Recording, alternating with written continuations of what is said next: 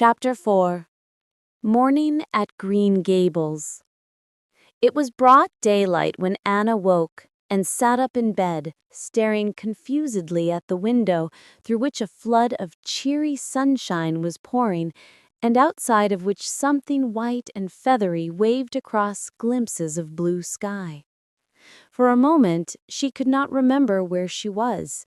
First came a delightful thrill, as of something very pleasant, then a horrible remembrance. This was Green Gables, and they didn't want her because she wasn't a boy. But it was morning, and yes, it was a cherry tree in full bloom outside of her window. With a bound, she was out of bed and across the floor. She pushed up the sash. It went up stiffly and creakily, as if it hadn't been opened for a long time, which was the case, and it stuck so tight that nothing was needed to hold it up. Anne dropped on her knees and gazed out into the June morning, her eyes glistening with delight. Oh, wasn't it beautiful? Wasn't it a lovely place? Suppose she wasn't really going to stay here. She would imagine she was. There was scope for imagination here. A huge cherry tree grew outside, so close that its boughs tapped against the house, and it was so thick-set with blossoms that hardly a leaf was to be seen. On both sides of the house was a big orchard, one of apple trees and one of cherry trees, also showered over with blossoms. And their grass was all sprinkled with dandelions. In the garden below were lilac trees, purple with flowers, and their dizzily sweet fragrance drifted up to the window on the morning wind. Below the garden, a green field, lush with clover, sloped down to the hollow where the brook ran and where scores of white birches grew, upspringing airily out of an undergrowth suggestive of delightful possibilities in ferns and mosses and woodsy things generally. Beyond it was a hill, green and feathery with spruce and fir. There was a gap in it where the gray gable end of the little house she had seen from the other side of the lake of shining waters was visible. Off to the left were the big barns, and beyond them, away down over green, low-sloping fields, was a sparkling blue glimpse of sea. Anne's beauty-loving eyes lingered on it all, taking everything greedily in. She had looked on so many unlovely places in her life, poor child, but this was as lovely as anything she had ever dreamed of. She knelt there, lost everything but the loveliness around her, until she was startled by a hand on her shoulder. Marilla had come in unheard by the small dreamer. "It's time you were dressed," she said curtly. Marilla really did not know how to talk to the child, and her uncomfortable ignorance made her crisp and curt when she did not mean to be. Anne stood up and drew a long breath. "Oh, isn't it wonderful?" she said, waving her hand comprehensively at the good world outside. "It's a big tree," said Marilla, "and it blooms great, but the fruit don't amount to much never, small and wormy." "Oh, I don't mean just the tree. Of course it's lovely. Yes, it's radiantly lovely. It blooms as if it meant it. But I meant everything, the garden and the orchard and the brook and the woods. The whole big dear world. Don't you feel as if you just loved the world on a morning like this? And I can hear the brook laughing all the way up here. Have you ever noticed what cheerful things brooks are? They're always laughing. Even in wintertime, I've heard them under the ice. I'm so glad there's a brook near Green Gables. Perhaps you think it doesn't make any difference to me when you're not going to keep me, but it does. I shall always like to remember that there is a brook at Green Gables, even if I never see it again. If there wasn't a brook, I'd be haunted by the uncomfortable feeling that there ought to be one. I'm not in the depths of despair this morning. I never can be in the morning. Isn't it a splendid thing that there are mornings? But I feel very sad. I've just been imagining that it was really me you wanted after all, and that I was to stay here forever and ever. It was a great comfort while it lasted, but the worst of imagining things is that the time comes when you have to stop, and that hurts. "You'd better get dressed and come downstairs and never mind your imaginings," said Marilla, as soon as she could get a word in edgewise. "Breakfast is waiting. Wash your face and comb your hair. Leave the window up and turn your bedclothes back over the foot of the bed. Be as smart as you can." Anne could evidently be smart to some purpose, for she was downstairs in 10 minutes' time with her clothes neatly on, her hair brushed and braided, her face washed, and a comfortable consciousness pervading her soul that she had fulfilled all Marilla's requirements. As a matter of fact, however, she had forgotten to turn back the bedclothes. "I'm pretty hungry this morning," she announced as she slipped into the chair Marilla placed for her. "The world doesn't seem such a howling wilderness as it did last night. I'm so glad it's a sunshiny morning. But I like rainy mornings real well, too. All sorts of mornings are interesting, don't you think? You don't know what's going to happen through the day, and there's so much scope for imagination. But I'm glad it's not rainy today, because it's easier to be cheerful and bear up under affliction on a sunshiny day. I feel that I have a good deal to bear up under. It's all very well to read about sorrows and imagine yourself living through them heroically, but it's not so nice when you really come to have them, is it?" "For pity's sake, hold your tongue," said Marilla. "You talk entirely too much for a little girl." Thereupon Anne held her tongue so obediently and thoroughly that her continued silence made Marilla rather nervous, as if in the presence of something not exactly natural.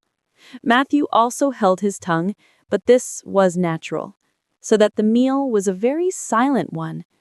As it progressed, Anne became more and more abstracted, eating mechanically with her big eyes fixed unswervingly and unseeingly on the sky outside the window.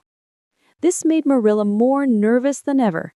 She had an uncomfortable feeling that, while this odd child's body might be there at the table, her spirit was far away in some remote, airy cloudland, borne aloft on the wings of imagination.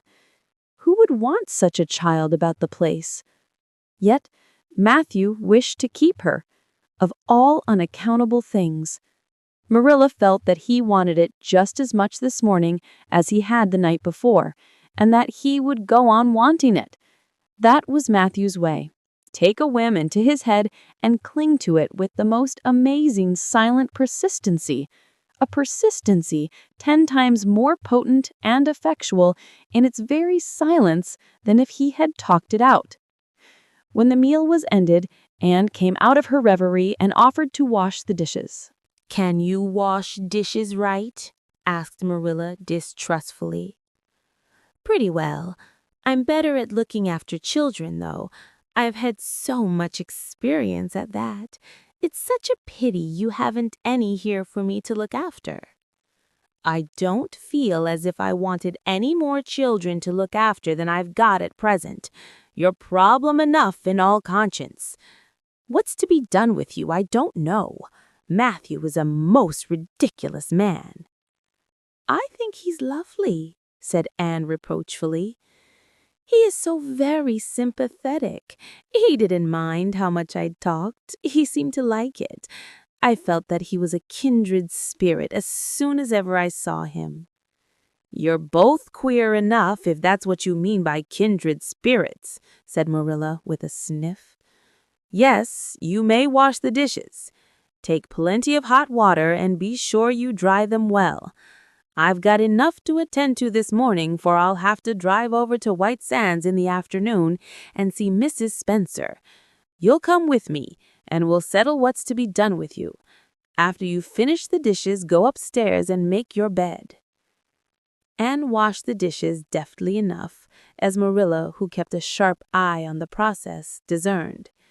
Later on, she made her bed less successfully, for she had never learned the art of wrestling with a feathered tick, but it was done somehow and smoothed down, And then Marilla, to get rid of her, told her she might go out of doors and amuse herself until dinner time.